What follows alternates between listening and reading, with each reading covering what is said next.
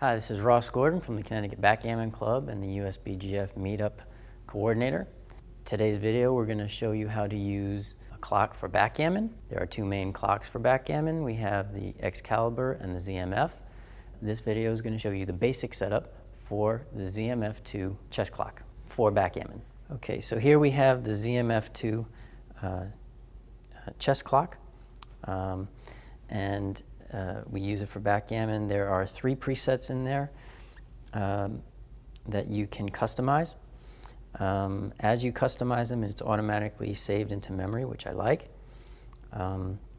It's a very simple clock to use versus the Excalibur. There's only 11 options, of which 3 you're going to be concerned with, plus or minus 4 settings for the 3. So it comes in different colors, both the shell and the display. So here's, you can just simply scroll through. This is the select button, and these are your effective plus and minus buttons.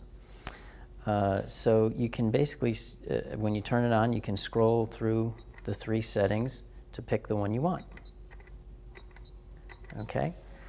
At that point, if you want to customize it, all you're basically doing is going into program mode, scrolling through the options, and choosing the one that you want.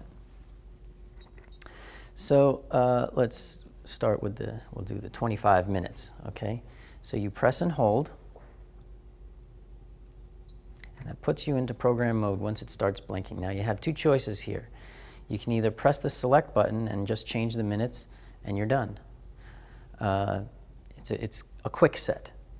Or you can scroll through the menu with either of these buttons, okay?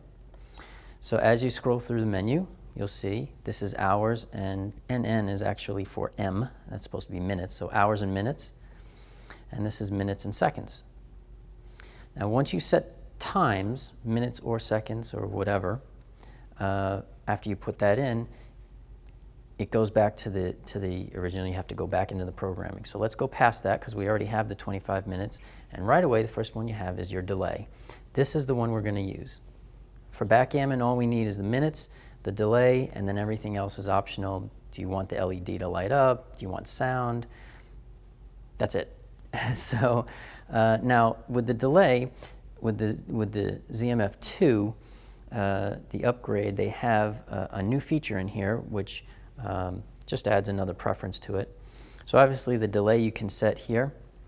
So as you scroll through the menu, you find the ones you want. So we're going to do the delay, then you hit the select button again, and that will allow you to change that.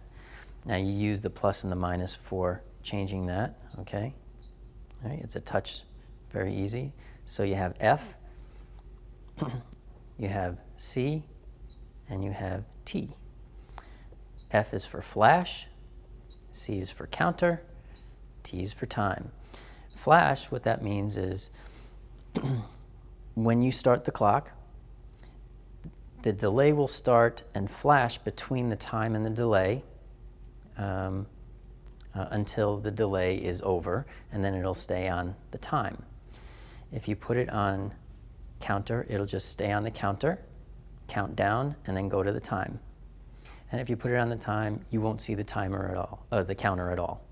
I personally like to see the counter. I don't need the flashing, and then it'll go to what my time is left.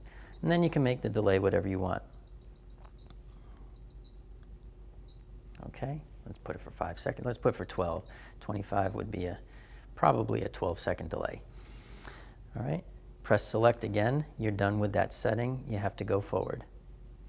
Increment, don't worry about. Programming, hourglass, Bioyami. You're scrolling through all of these. You don't need any of them. Scrabble, we don't need.